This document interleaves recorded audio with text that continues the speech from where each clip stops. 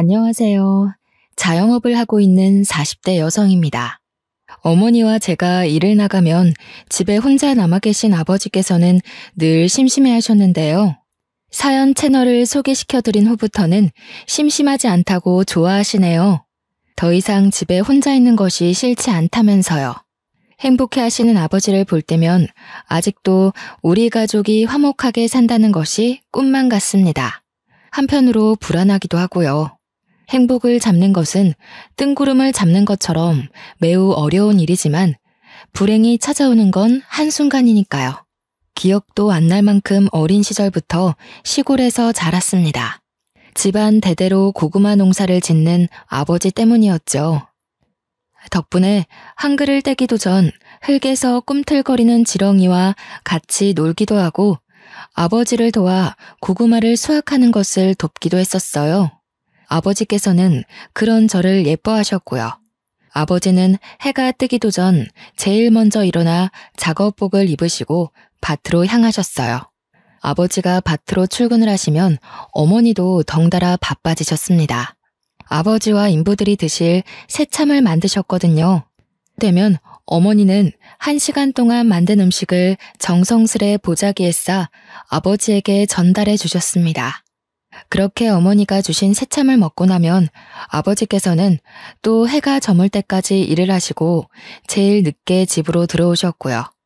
하지만 가끔 아버지가 끝나는 시간과 학교가 끝나는 시간이 맞물리면 같이 집으로 올 때도 있었습니다. 어릴 때는 경운기를 끌고 오는 아버지를 보면 반가웠지만 교복을 입기 시작하면서부터는 그런 아버지가 창피하게 느껴질 뿐이었네요. 멀끔한 정장을 입고 승용차를 몰고 오는 친구들의 아버지와 달리 저희 아버지는 항상 허름한 작업복 차림에 흙으로 범벅이 된 경운기를 끌고 오셨으니까요. 할아버지 때부터 쓴 경운기는 느린 주제에 시끄러운 소리를 내었는데요. 그게 너무 창피하더군요. 주변 사람들이 모두 경운기를 타는 저 아버지를 보는 것 같은 기분도 들었습니다. 그래서 생각했어요. 차라리 고구마 농사가 망해서 아버지도 다른 친구들의 아버지처럼 양복을 입고 출근을 했으면 좋겠다고요. 사춘기 못된 반항이 뿐이었는데 하늘은 글쎄 제 소원을 냉큼 이뤄주시더군요. 여느 때와 같이 문을 열고 집으로 들어가는데 그날따라 집안 공기가 조금 이상했습니다.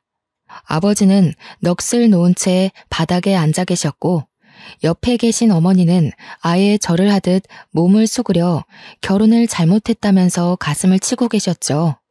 주변을 돌아보니 TV며 가구까지 보이는 가구에는 전부 다 빨간 딱지가 붙어 있었습니다. 4인용 의자가 놓인 식탁 앞에 서 있자 어머니가 한 말씀 거두셨고요. 정연아, 우리 이제 길거리에 나앉게 생겼다.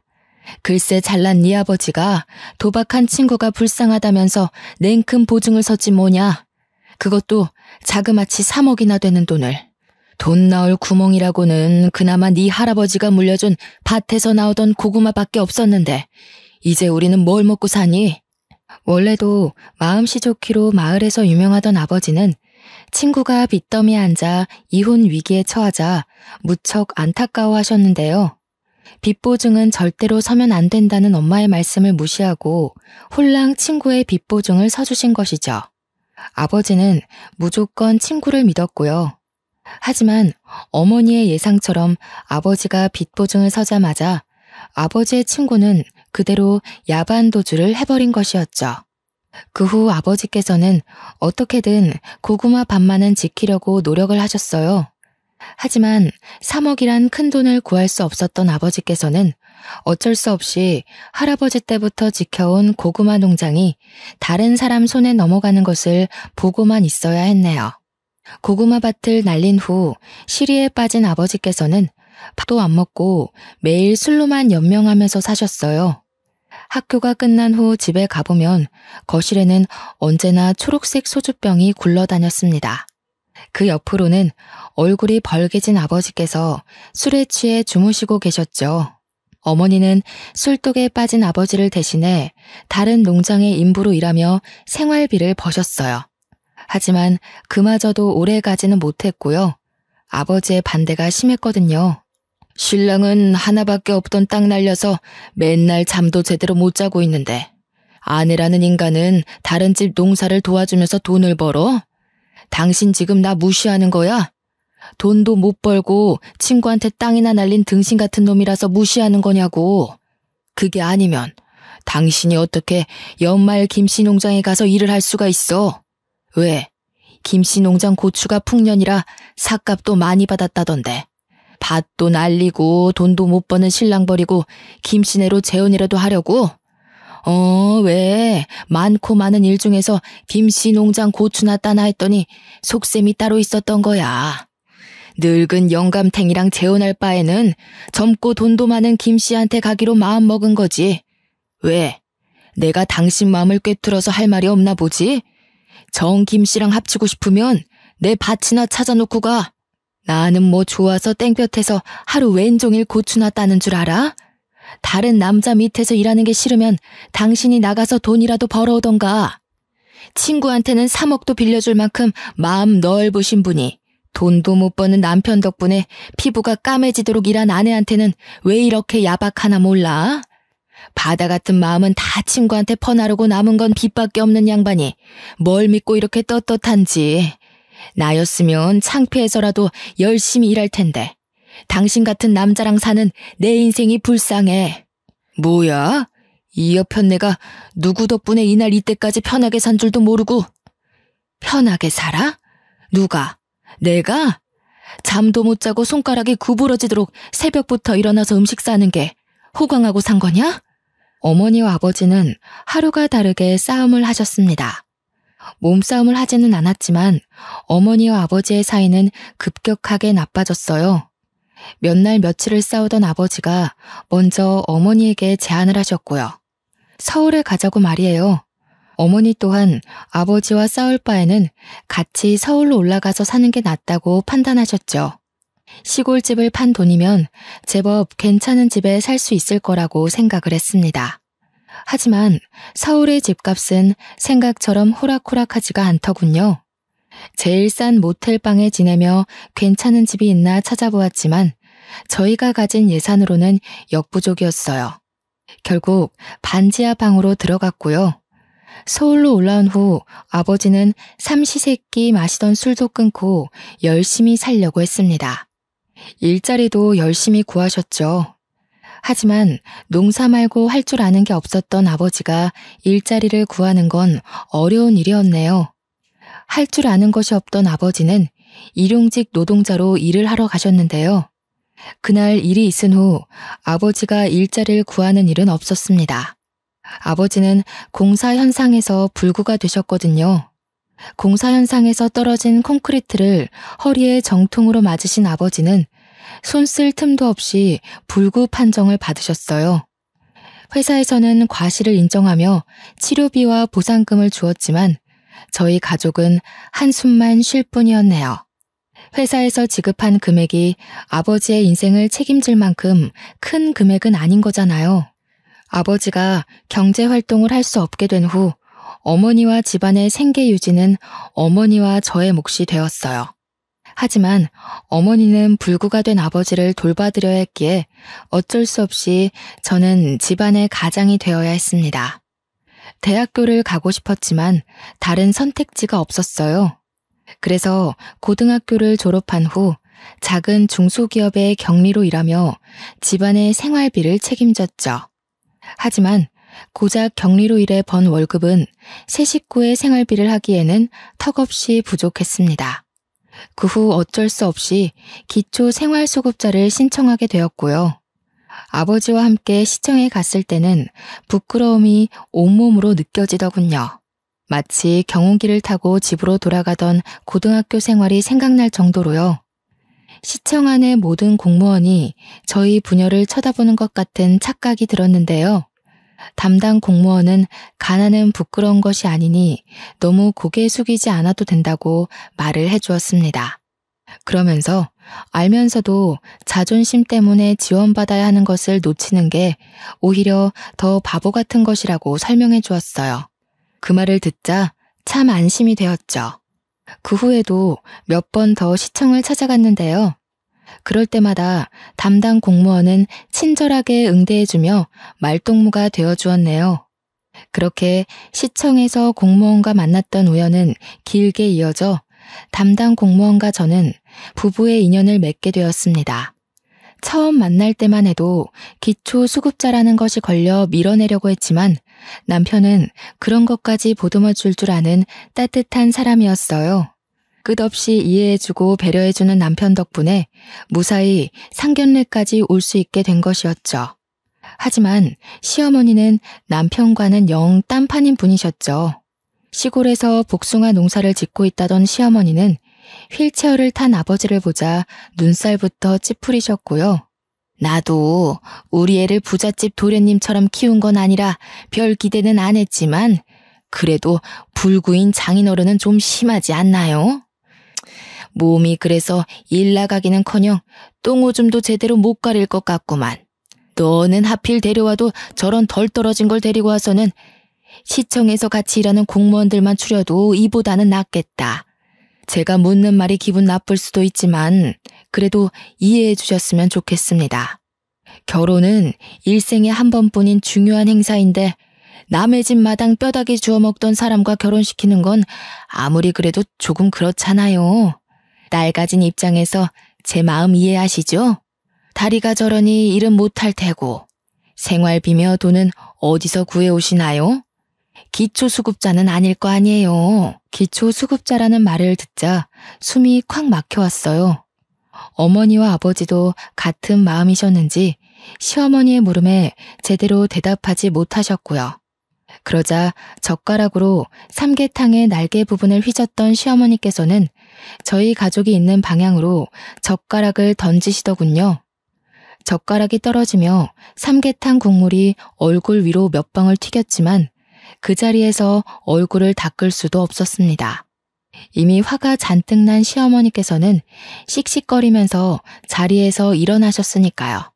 시어머니는 당장 가방을 챙기더니 급기야 남편을 일으키려 하기까지 했죠. 나는 너 이런 집안에 장가 보낼 생각 없으니까 당장 일어나라.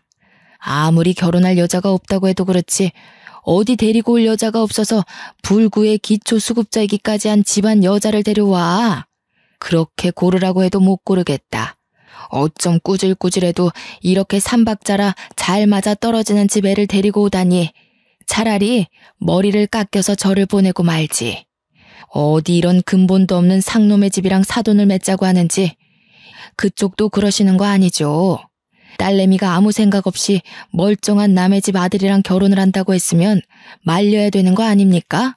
기초수급자가 뭐 그리 잘난 게 있다고 뻔뻔하게 휠체어까지 밀고 들어옵니까? 왜요? 우리 아들 데려다가 그쪽 남편 똥오줌 가리는 머슴으로 들이려고요? 창피하게 진짜 왜 그래? 장인어른이랑 장모님 기초수급자이긴 해도 얼마나 열심히 살려고 노력하는 분들인데 장모님은 청소부 일하시면서 돈 버시고 아버님은 집에서 일거리 찾으신다고. 아이고 그래. 남의 변기 닦고 집에서 궁상 떤 돈으로 서울에 집 한 채 뚝딱 살 수 있겠다. 이 멍청한 자식아. 너 저 집에 장가가면 그대로 노예되는 거야. 없는 집에서 돈도 못 받고 장인어른 똥수발이나 하고 네가 하는 게 염전 노예랑 다를 게 뭐냐? 그깟 사랑? 지금이야 눈 뒤집혀서 다 감당할 수 있다고 해도 그게 몇 년이나 갈 것 같냐? 사랑 그거 잠깐이야. 서울 깍쟁이로 한평생 살아오던 나는 왜 지금 시골 촌구석에서 복숭아 농사나 짓고 있는데? 너는 옆에서 엄마를 봤으면서도 아직도 정신을 못 차려? 그럼 이미 임신했는데 어쩌라고. 뱃속에 생긴 애 지우기라도 할까? 여자한테 잡혀 사는 호구가 어디 있나 했더니 그게 내 아들이었어. 정신 차려 이거사. 수박 안에 씨도 없는 자식이 어떻게 애를 가지게 해? 너 지금 저 불려시 같은 거한테 속고 있는 거야. 시어머니께서는 기어코 못 믿겠다면서 유전자 검사를 해보자고 제안하셨어요. 막무가내로 나오는 시어머니 때문에 저는 임신한 지 3개월 만에 유전자 검사를 하게 되었고요. 결과는 당연히 남편의 아이가 맞았습니다. 그걸 보자 시어머니께서는 발목을 잡혀도 단단히 잡혔다면서 통곡을 하셨죠. 그렇게 유전자 검사를 한 후 결혼을 허락받음과 동시에 시어머니에게 미운 털이 단단히 박히고 말았네요. 임신을 한 탓에 결혼식을 조촐하게 치러줬어요. 하객 또한 가까운 가족들만 모시고 했고요. 부모님께서는 어디서 살지를 제일 많이 걱정하셨지만 남편이 공무원인 턱에 공무원 임대 아파트에 살 수 있었습니다. 시골에서는 주택에서 서울에 올라온 후로는 반지하를 전전하며 살았는데 아파트에 살다 보니 좋은 점이 많더군요. 깔끔한 집 구조와 아침이면 눈부신 햇살을 볼 수 있는 것 모두가 좋았지만 가장 좋았던 것은 깨끗한 화장실을 쓸 수 있다는 것이었어요.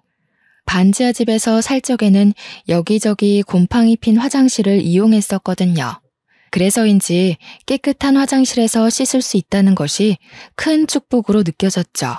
하지만 한편으로 어머니 아버지에게 미안한 마음이 들기도 했어요. 어찌되었던 어머니 아버지는 아직까지도 대낮에 햇빛조차 간신히 들어오는 반지하 방에서 살고 계시는 거잖아요. 깨끗한 집으로 이사를 가게 해드리면 좋으련만 작은 회사에 격리로 일했던 것이 전부인데다가 현재는 임신을 해 경력까지 단절된 제가 부모님에게 해드릴 수 있는 것은 아무것도 없었어요.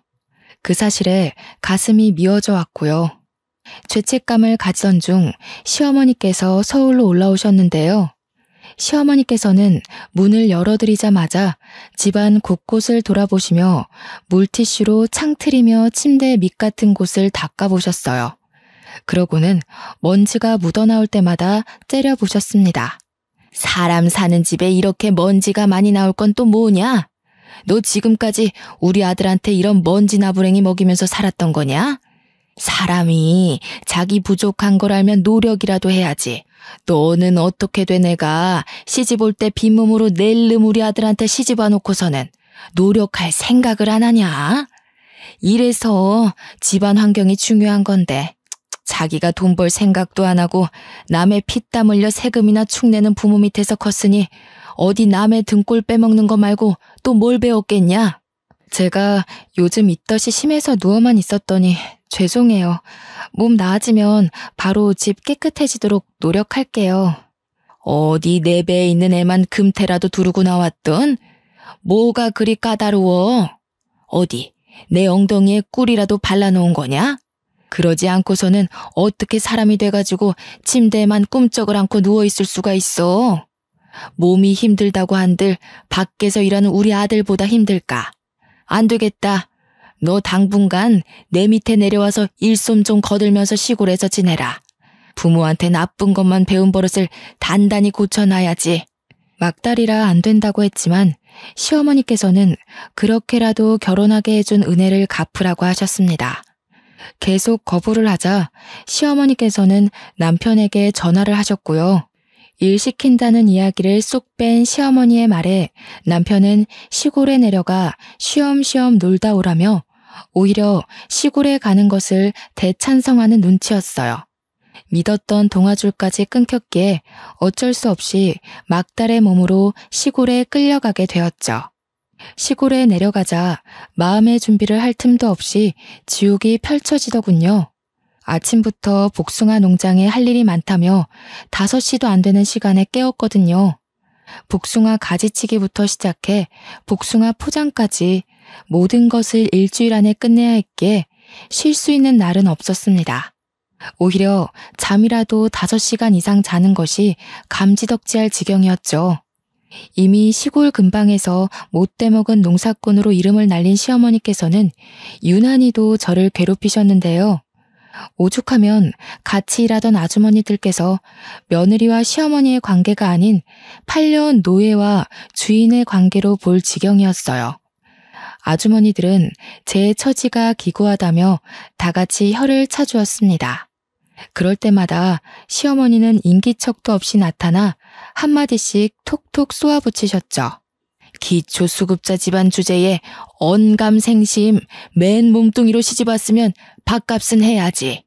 여주댁이나 김포댁이 애 하는 꼴을 못 봐서 불쌍하다는 소리를 하는 거야. 가난하게 태어났으면 눈치껏 빠릿빠릿하게 행동하기라도 해야 되는데 하는 짓은 어디 잔뜩 여물이나 쥐어먹은 소마냥 퍼져가지고 그 꼴 보면 괜찮던 머리가 뇌까지 울린다니까. 에이, 그래도 너무했지. 며느리가 밥을 소마냥 쌀 한 포대씩 먹어치우는 것도 아니고 요즘 같은 시대에 시골 내려와서 시어머니 일손도 돕는 며느리가 세상 천지에 어디 있어? 뱃속에 떡 귀한 손녀까지 턱하니 가졌다며. 며느리 밉다고 너무 구박하지 말어. 며느리는 어디 가난하고 싶어서 그런감? 이왕 한 거 옆에서 잘해줘. 혹시 알아? 며느리가 벼락부자 돼서 시어머니 복숭아 농장이 아니라 강남의 백화점으로 출근 도장 찍어줄지. 아이고, 이런 맹추가 길거리에 이부자리나 안 펴면 다행이지. 돈 버는 것도 재주 좋고 교육 잘 받는 사람들이나 그런 거지. 요즘은 용도 집안 가려가면서 나온다고? 이런 별 볼 일 없는 집안에서 용이 나겠어?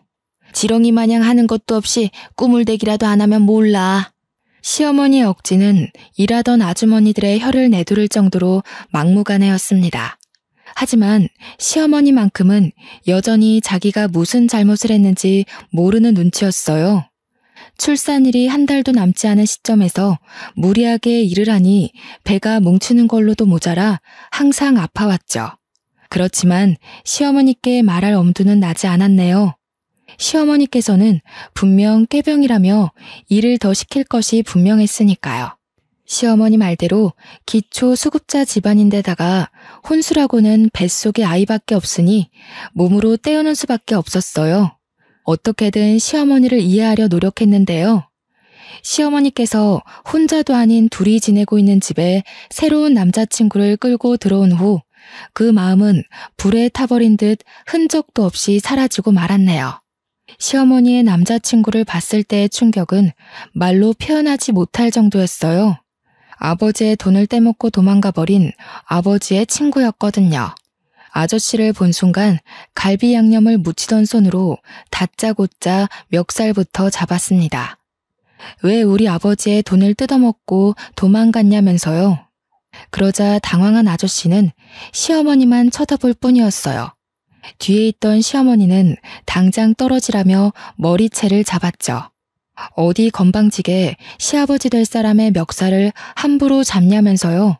자초지종을 이야기하자 시어머니께서는 오히려 아저씨의 편을 드셨어요. 저희 가족이 남의 세금이나 파먹는 기초수급자가 된 건 다 저 아저씨 때문이라고요. 그런데도 어떻게 제 편을 들어주기는커녕 아저씨 편을 들 수가 있으세요? 아저씨만 아니었으면 저희 가족 서울로 올라올 일도 없었고 저희 아버지 허리 다쳐서 불구되실 일도 없었어요. 그게 왜 이 사람 탓이냐? 따지고 보면 네 부모가 멍청하게 털컥 보증부터 선 잘못이지. 사기도 멍청한 놈들이나 당하는 거야. 지혜비가 배운 것 없이 멍청한 짓 한 걸 엉뚱한 사람한테 씌우고 있구나. 시어머니께서는 저희 부모님이 멍청해서 당한 거라며 오히려 아저씨 편을 드시더군요. 아저씨 또한 시어머니의 태도에 힘을 얻어서인지 궁금하지도 않은 변명을 터진 입으로 줄줄이 말했고요. 사람이 너무 어이가 없으면 실수부터 터진다고 했던가요? 시어머니 아저씨의 뻔뻔한 태도를 보자 헛웃음이 터져나왔습니다. 그 모습을 지켜보던 시어머니께서는 드디어 실성을 했다면서 혀를 차셨고요. 시어머니와 아저씨를 노려보고 있는데 갑자기 살살 아랫배가 아파왔어요. 꾀병을 부린다는 시어머니의 말을 들으니 때에 맞춰 양수가 터졌죠.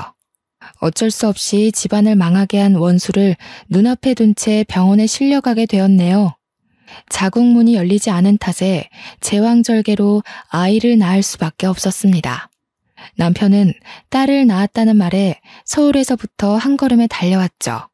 남편은 눈도 제대로 뜨지 못한 딸을 안으며 너무 예쁘다며 시어머니에게 넘겨주려 했지만 시어머니는 정색하며 아들을 밀어냈어요. 고추도 안 달고 나온 거 뭐가 예쁘다고 안아보냐? 애는 자연분만 해야 머리도 똑똑하고 잘 산다고 하던데 하필 처대를 제왕절개로 낳을 건 뭔지. 에휴, 보나마나 지엠이 닮아서 멍청하기만 하겠지. 너는 살림 미천 낳아놨으니 몸조리 다 하면 아들이나 하나 더 낳아라. 쓰레기장에서 주워왔어도 저도 암탉이라고 애는 낳을 수 있으니 아들도 금방 낳겠지. 너도 바보처럼 자꾸 애한테 정주지 말고. 손자놈 태어나면 질투할 게 뻔한데 벌써부터 오냐오냐 하면서 버릇 나쁘게 길들이지 말어라. 시어머니는 딸아이가 꼴도 보기 싫다는 듯 굴었지만 남편은 그저 자기 자식이 태어났다는 것만으로도 좋다며 해벌쭉 웃음을 지었어요. 그 모습을 본 시어머니는 한숨을 푹푹 내쉬었고요. 그러고는 남편에게 몇 푼 되지도 않는 공무원 생활을 때려치고 시골로 내려와 같이 복숭아 농사나 짓자 하더군요. 반대했지만 민원인으로 스트레스를 받던 남편은 시어머니의 제안을 수락했습니다. 청천벽력 같은 소식이었어요. 아이만 낳으면 서울로 돌아갈 수 있다는 생각 하나로 이악 물고 버텼는데 이 지옥 같은 곳에서 계속 살아야 되는 거잖아요. 딸아이와 함께 서울로 올라온 후 남편을 설득하기 위해 노력했죠. 하지만 남편은 집에서 신랑이 벌어다주는 돈으로 편하게 사는 사람은 자기 마음을 이해하지 못한다면서 오히려 타박을 하였네요. 그러면서 자기는 기초생활수급자인 부모님을 둔 것도 이해해 주었으니 이 정도는 그냥 덮고 넘어가자고 했고요. 시골에서 내려온 후로는 시어머니 댁에서 살게 되었습니다. 남편은 공무원 옷을 벗고 난 후 밀린 잠을 다 자는 듯 12시가 넘어서야 간신히 일어나 점심을 먹었어요. 남편의 수면 시간은 서울에 살 때보다 늘어났지만 저는 그 반대였네요. 아이에게 모유를 먹이고 아침 준비를 하고 농사일을 거두려면 6시에 일어나는 것도 벅찼거든요. 한숨도 자지 못하는 것도 꼭두 새벽부터 일을 하는 것도 모두 다 힘들었지만 정말 힘든 것은 따로 있었어요. 아버지를 기초수급자로도 모자라 불구로 만들어버린 아저씨와 같이 사는 일 말이에요. 시어머니께서는 아예 아저씨와 결혼이라도 할 것처럼 굴며 얼마 전부터는 살림까지 합치셨죠. 처음에는 미안한 기색을 보이며 설거지라도 하려던 아저씨는 어느 순간부터 시아버지 노릇을 하며 여기저기 부려먹었습니다. 이제라도 돈을 갚으라고 말을 해도 배째라는 식으로 굴며 자신도 알거지라고 말을 하더군요. 그러면서 오히려 자기한테 감사의 인사를 하라는 말까지 했어요. 자기 때문에 기초수급자가 돼 나라 돈을 받으면서 편하게 사는 거라면서 말이에요. 기가 막히고 코가 막혔습니다. 아저씨의 등장은 가뜩이나 가시밭길인 앞길의 장애물 같은 존재였죠. 오히려 복숭아 농장에서 일을 하는 것이 휴식처럼 느껴질 정도였고요.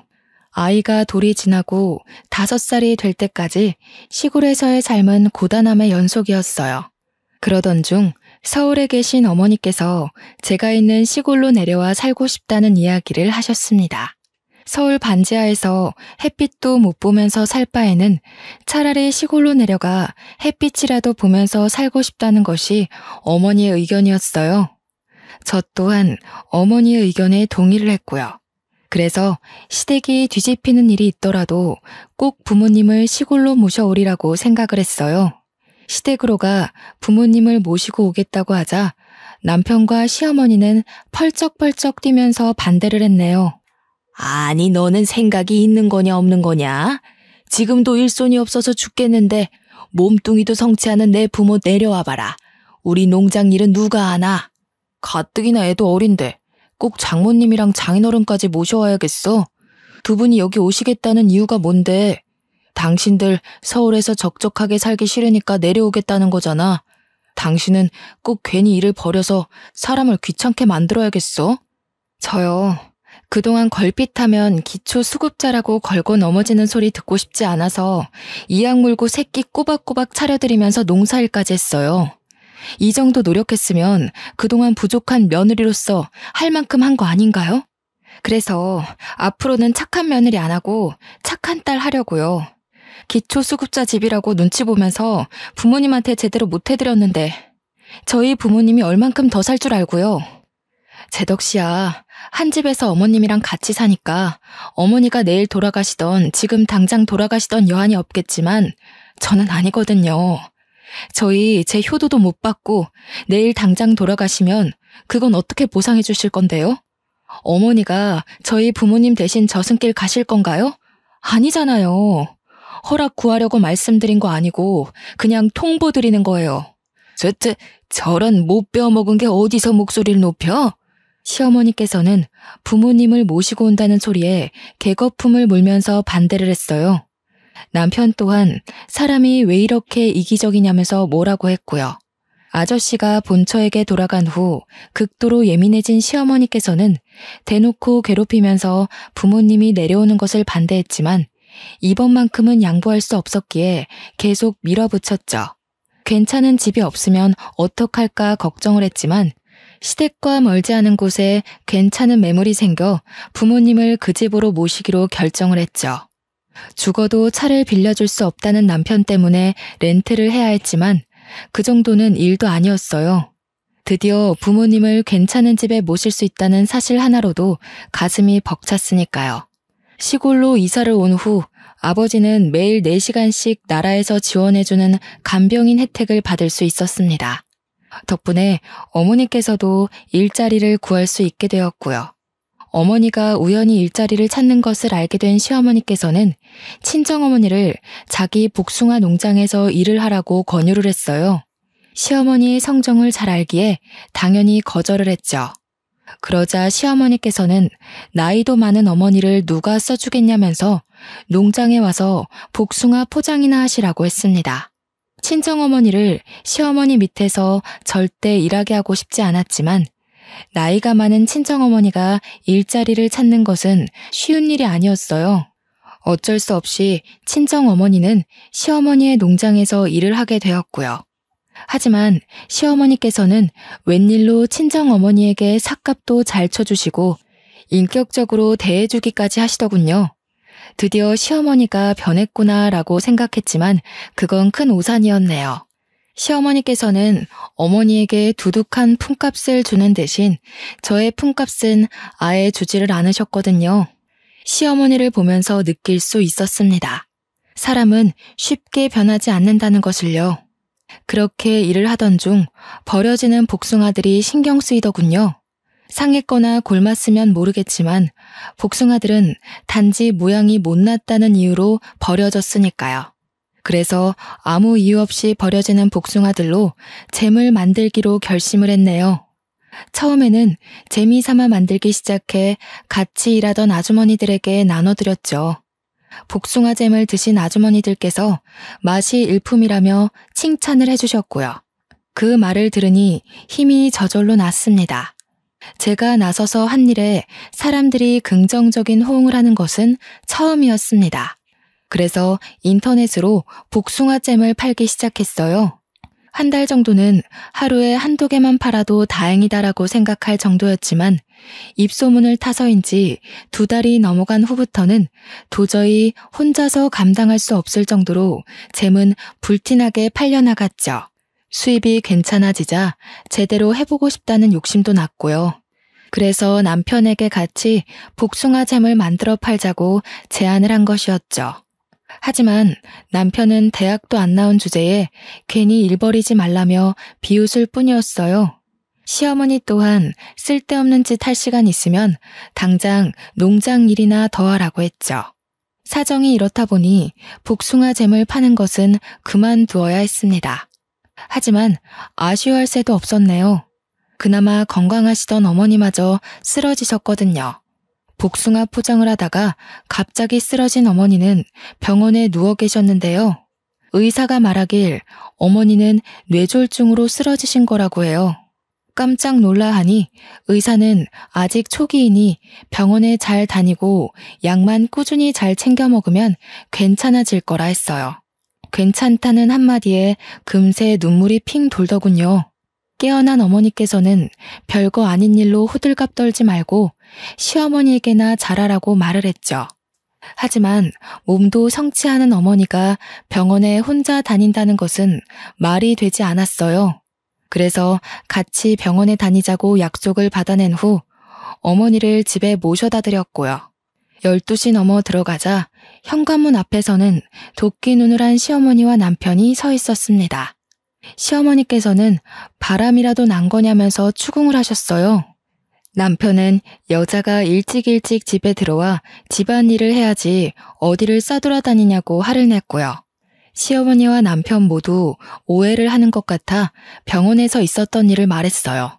그런데 걱정할 거라는 예상과는 다르게 시어머니께서는 등짝까지 때리며 뒷목을 잡으셨죠.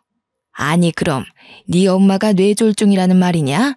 세상에 재수가 없어도 유분수지. 제일 바쁜 날에 이게 무슨 일이람? 그래서 너는 멍청하게 계속 병원에 앉아 있었고 못 사는 집에서 시집을 왔으면 보잘것없는 지엠이 버릴 줄도 알아야지. 멍청하기가 아주 이루 말할 수가 없구나. 너 없으면 농장 일이며 집안일이며 할 사람 없는 거 뻔히 알면서 그걸 알고도 편하게 누워있는 애미 옆에 있다가 와? 그럴 거면 시집을 오지 말고 아파서 갤갤거리는 네 부모 시다 노릇이나 하면서 살았어야지. 너 때문에 여기 피해자가 몇 명이냐? 진짜 너무하세요. 다른 것도 아니고 저희 엄마 아파서 병원 다녀온 건데 그게 그렇게 고가우세요? 아니면 돈도 안 주고 편하게 부려먹던 노예가 도망가서 화가 나신 거예요? 돈도 벌 만큼 버시면서 그렇게 야박하게 나오는 거 아니에요. 어떻게 다른 사람도 아니고 친정엄마가 아픈데 버리고 오라고 말을 할 수가 있으세요? 그럼 만약에 어머니 아프면 저 사람한테도 어머니 버리고 오라고 말하면 되는 건가요? 돈 쓰는 게 그렇게 아까우시면 괜한 사람 잡지 마시고 집에서 놀고 먹는 거밖에 할 줄 모르는 아들한테 일을 시키세요.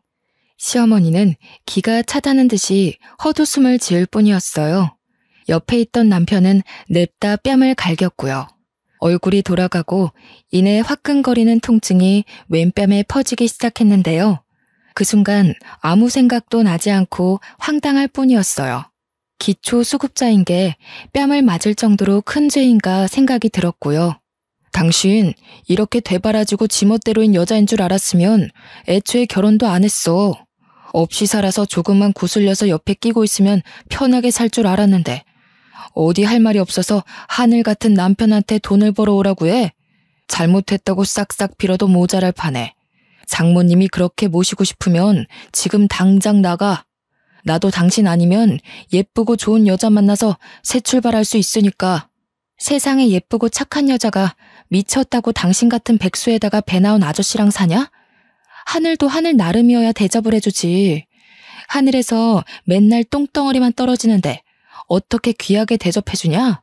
그리고 요즘에는 땅값이 금값인 거 몰라? 하늘 그거 높아봐야 돈도 안 돼. 나도 이렇게 된 거 당신 같은 사람이랑 못 사니까 깔끔하게 갈라서. 신땀한 헌신이 제 발로 나가준다는데 우리야 아주 고맙지. 당장 내일 중매쟁이한테 전화나 넣어봐야겠다. 우리 아들 곧 혼자 된다고. 혹시나 해서 말하는데 나갈 거면 저 짐덩어리도 같이 데리고 가라. 우리 아들 새장가 갈 때 방해될 수도 있으니까. 시어머니는 딸아이를 가리켰습니다. 오히려 감사했죠. 자기 아들 핏줄이라며 절대 안 내줄 줄 알았는데 딸아이를 그냥 넘겨주다녀. 다음날 친정 부모님 댁에서 눈을 뜨자 홀가분함이 제일 먼저 느껴졌습니다. 더 이상 꼭두새벽에 일어나 남이 먹을 밥을 하지 않아도 되는 거잖아요. 이혼을 하면 이제 남아도는 것은 시간이었기에 다시 복숭아잼을 만들어 팔기로 마음을 먹었는데요. 메일을 확인하니 어떤 사람에게 연락이 왔더군요. 자신의 농장에서 나는 복숭아로 잼을 만들면 안 되냐면서요. 좋은 기회였기에 당연히 승낙을 했죠. 그런데 알고 보니 그 농사꾼의 정체는 시어머니가 그렇게 싫어하던 앞마을 복숭아 아줌마였습니다. 복숭아 아줌마는 저를 보자 시어머니가 있는데 괜찮냐고 되물었지만 이혼할 사이니 괜찮다고 대답을 한 후 아줌마의 제안을 흔쾌히 받아들였죠. 남편과는 협의 이혼을 하기로 결정을 했습니다. 딸아이가 있었기에 3개월이란 이혼 숙려 기간이 있었는데요. 마음 같아서는 숙려 기간이고 뭐고 당장 갈라서고 싶은 마음이 굴뚝 같았죠. 하루라도 빨리 징글맞은 시댁과 남이 되고 싶었으니까요. 남편은 그 후 마을에서 제멋대로 여자를 만나며 돌아다녔어요. 꼭 보여주기라도 하듯이 여자를 데리고 올 때면 친정 부모님 집 앞으로 지나갔고요. 정말 유치하기 짝이 없었습니다. 홀로 서기를 시작한 후 경제적인 것이 가장 걱정이 되었지만 오히려 시댁에 있을 때보다 지갑이 무거워졌어요. 안말 아줌마의 복숭아는 크기도 큰데다가 당도도 높아 잼을 만들었을 때 사람들의 만족도가 높았거든요. 맛있게 만들어진 잼은 급격히 상승하는 수입으로 연관이 되었고요. 그러던 중 다둥이 아이를 키우고 있는 유명 연예인이 복숭아잼을 극찬해준 덕분에 한 달도 안 되는 사이 판매량은 껑충 뛰어버렸죠. 한평생 만져보지 못한 돈이 한순간에 꽂히자 무서웠지만 또 그만큼 뿌듯했네요. 내 힘으로 돈을 번다는 건 이런 느낌이구나 생각이 들었죠. 통장에 돈이 모이자 다시 한번 서울로 이사를 가야겠다고 생각했습니다. 사업을 위해서도 딸아이와 부모님을 위해서도 그게 좋은 것 같았어요. 부모님에게 상황을 말하자 흔쾌히 허락을 해주셨죠.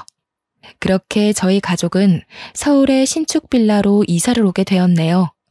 서울에 간 후부터는 좋은 일만 일어났어요. 꾸준히 병원을 다닌 어머니의 건강은 금세 괜찮아지셨고 복숭아잼 또한 찾는 사람이 더욱더 늘어났거든요. 덕분에 예전에는 쳐다도 못 보던 외제차를 살 능력까지 되었죠.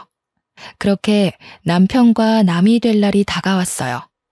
저는 우리 가족을 얕잡아 보던 시어머니와 남편의 코를 도려내기 위해 백화점을 돌며 무리의 쇼핑을 했고요. 한껏 치장한 채 법원에 나가자 시어머니와 남편의 입은 떡 벌어졌어요. 금세라도 벌어진 입에 발끝에 닿을 정도였죠. 드디어 세상이 미쳐 돌아가는구나. 기초수급자 주제에 부끄러운 줄도 모르고 남의 세금으로 저렇게 돈지랄이나 하고 말이야. 저런 것도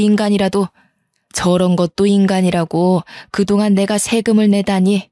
신고를 하던 배 아파 응급실에 하던 알아서 하세요. 어차피 이제는 남남이잖아요. 그리고 이제야 드리는 말씀인데 어머니 돈도 있으시면서 옷 입는 스타일이 너무 촌스러우세요. 오죽하면 처음 보는 사람도 농사하는 사람이냐고 말했겠어요. 어머니가 시골 촌뜨기 출신인 건 알지만 여기는 서울인데 그래도 최소한 격식 있는 복장을 입으셔야죠. 지금 입은 꼴은 당장 밭으로 달려나가 소 곱비나 잡게 생기셨잖아요. 뭐야? 너랑 아예 안 보고 살겠다고 막말을 하는구나. 네가 이러고도 가만히 있을 것 같아? 너 같은 년 신고해서 거리에 나앉게 하고 말 거야. 네, 어머니 마음대로 하세요. 알아서 잘 살 테니까. 시어머니는 삿대질을 하면서 머리를 잡아뜯을 기세로 달려들었어요. 남편은 그런 시어머니를 말리며 말을 가려 하라며 호통을 쳤고요. 상대할 가치도 없어 무시하는데 타이밍 좋게 어머니가 외제차를 끌고 등장하셨습니다. 부잣집 사모님같이 꾸민 어머니의 모습을 본 시어머니는 너무 놀라 뒤로 자빠지셨고요. 거지 주제에 무슨 돈이 있어서 저런 비싼 차를 산 거야? 너 이제 하다하다 도둑질까지 하는 거냐? 아범아, 당장 경찰서에 전화부터 넣어라. 남이 낸 세금으로 호강하던 기초수급자들이 이제 도둑질까지 한다고. 저런 것들은 깜빵에 쳐넣어야 되는 거야.